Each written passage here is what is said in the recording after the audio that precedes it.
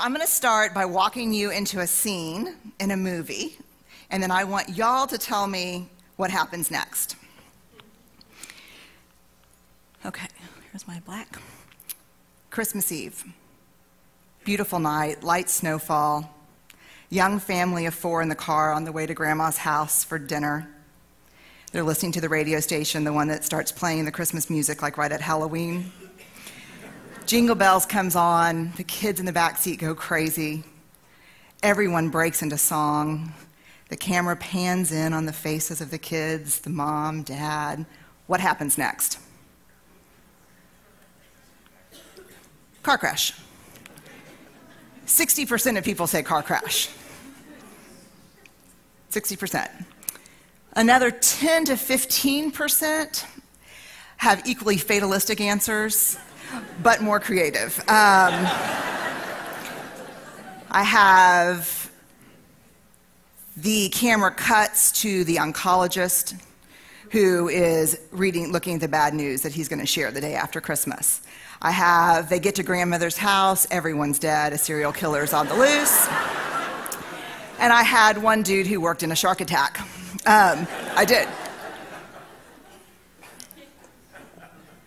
What's interesting to me about this, and it's an indictment a little bit of the media, which I wouldn't so much care about, except that I'm a vulnerability researcher, and I've spent the last 10 years studying vulnerability, and I cannot tell you how many hundreds and hundreds of stories that I've collected from people who that is their response, not just to the media, but in their real lives.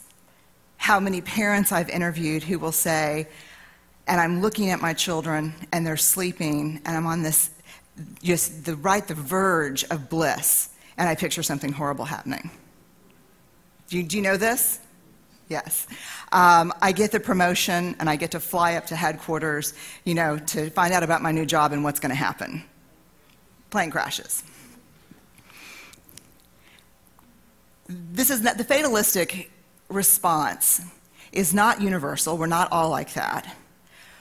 But it is a symptom of an issue that is both universal and, I believe, profoundly dangerous. And that is, we are losing our tolerance for vulnerability.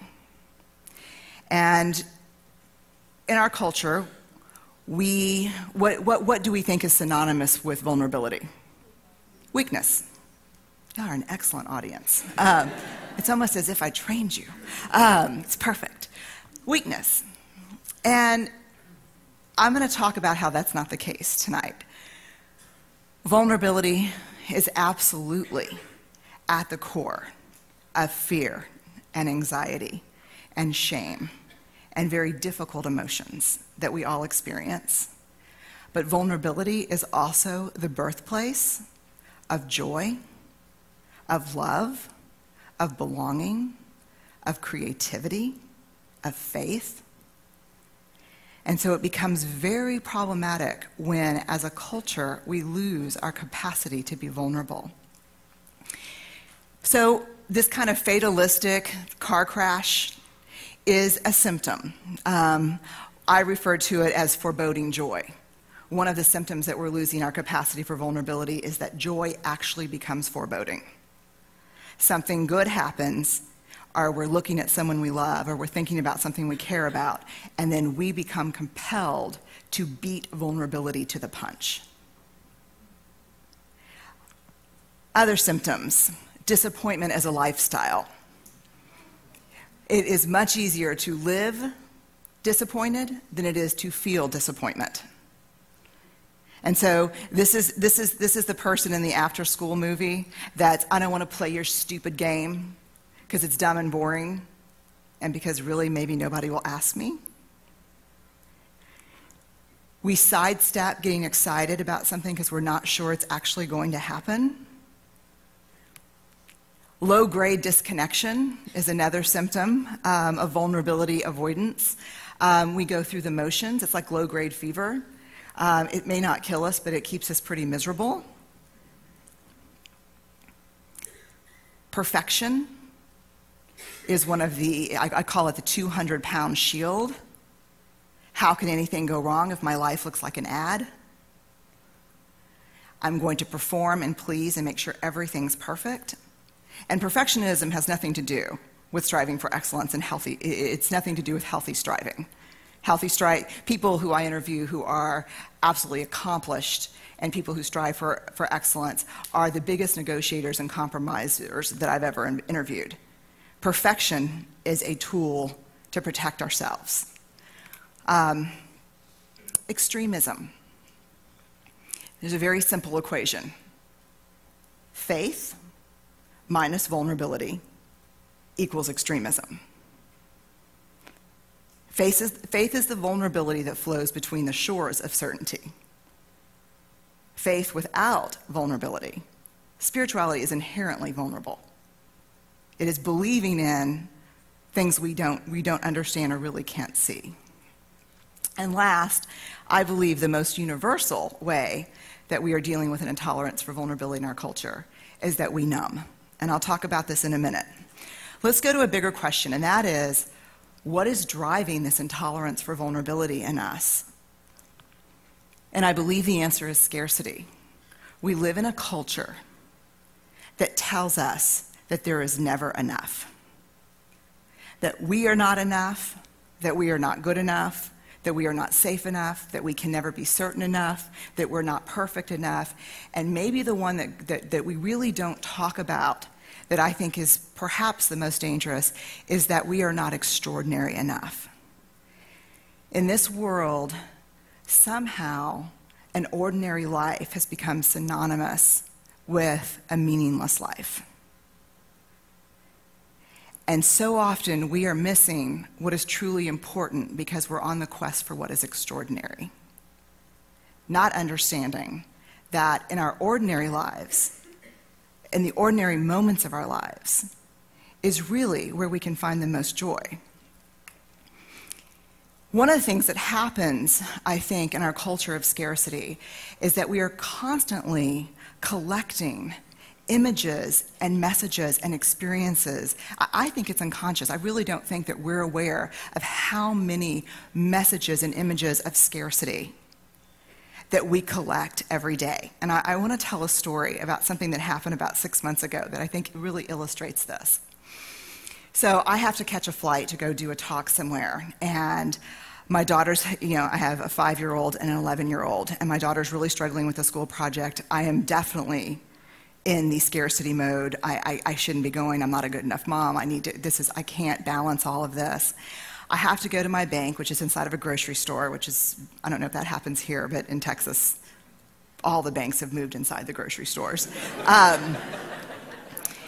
So I walk up to the grocery store, the sliding glass doors, and there's a big Code Adam sticker, which if you don't know what that is, it's an incredibly important program, but it's a program that says this store and its employees are trained that when a child has gone missing or nabbed, everything in the store shuts down.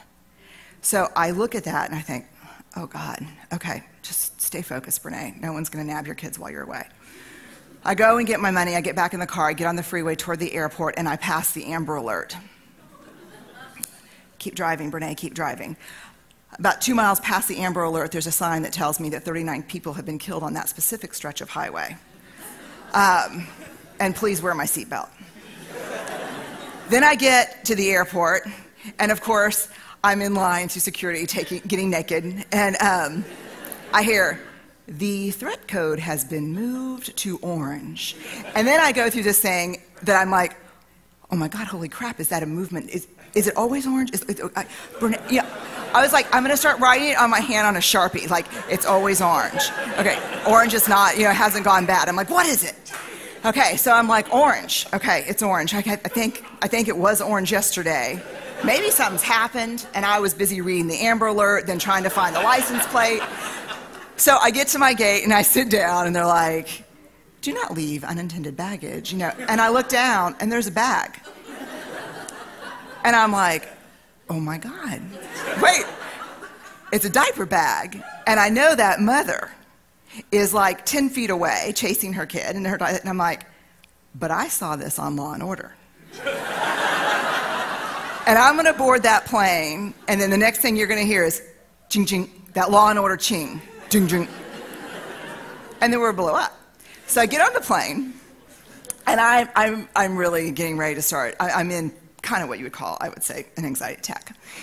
So I'm having an anxiety attack, and the guy comes in, I'm flying in business class, and the guy comes in, he's sitting next to me. He turned out to be a supply chain manager consultant. And so he looks over, and he's like, "You okay?" I'm like, "I'm good, yeah, what's up?" And my phone rings, and my son's face pops up. Well, he's 5, so that means his school's calling. "Hello, Charlie's got a fever. Can you come get him?" So I'm like, I text my husband, I take care of it, and the guy next to me said, "Really, are you okay?" By this time, the cabin doors are closed, and I said, "You know what, I'm good. But I'm having that thing where I can't decide whether my gut is really saying get off the flight, something's going to happen, or I'm just freaking out. And I'm trying to figure out how to do something crazy enough to get off the flight, but to not end up on the no-fly list." And so I'm a super blast to fly with. So then he said, "Let me get you a drink." And I said, "I don't drink." And he goes, "Xanax?" And I was like, "No, I don't do Xanax either." Which is a shame, but I don't. But then what I realized is it really makes me think about my work. Because we numb vulnerability. Now, had he said chips and queso, that would have been a completely different issue. Evidence of the numbing. We are the most addicted. We are the most medicated, obese, and in debt adult cohort in human history. We're numbing. And this doesn't even include busyness. I didn't even put the busy slide up. When they start having busy recovery meetings, they'll have to, busy 12-step meetings, they'll have to rent out football stadiums. Because we just stay so busy that the truth of our lives can't catch up. That's the plan. And so what are the consequences of numbing vulnerability? What are the consequences of trying to beat vulnerability to the punch? Here's the consequence to numbing that I've learned. And as a vulnerability researcher, I've spent the first 6 years of my research studying shame, empathy, and courage, and the last 4 years studying joy, authenticity, love, and belonging. And one of the things that I learned that was very startling for me personally and everyone I've ever met is that you cannot selectively numb emotion. When we numb the dark emotion, when we numb vulnerability and fear and shame of not being good enough, we by default numb joy. We cannot selectively just numb the dark emotions. We have interesting research around this. We have research that shows us in addiction studies that an intensely positive experience is as likely to trigger relapse as an intensely negative experience. Let me tell you, if vulnerability is a sharp edge, there may be nothing sharper than joy. To let yourself soften into loving someone, to caring about something passionately, that's vulnerable. So the question becomes, how do we embrace vulnerability? And here's what I learned from the research. We practice gratitude. We stop and be thankful for what we have. I've interviewed a lot of people who have been through many horrific things, from genocide to trauma. And when you ask them what they need, they will tell you, "I don't need your pity, I don't need your sympathy. When you look at your children, I need to know you're grateful. I need to know that you know what you have." So to practice gratitude, to honor what's ordinary about our lives, because that is what's truly extraordinary. We can compete with the images from the media, from the news, from the scary shows on TV, with our own images of gratitude about what's ordinary in our lives, the people we love, our kids, our family, play, our community, and nature. These are things that happen every single day that we're so busy being afraid we're missing these.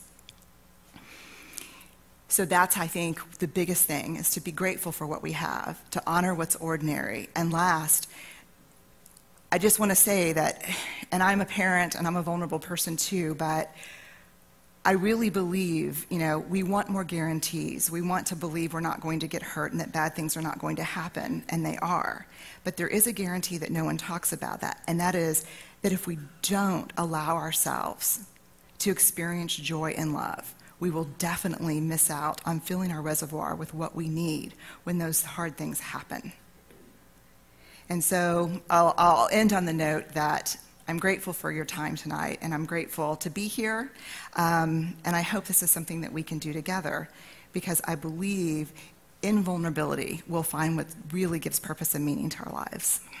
Thank you.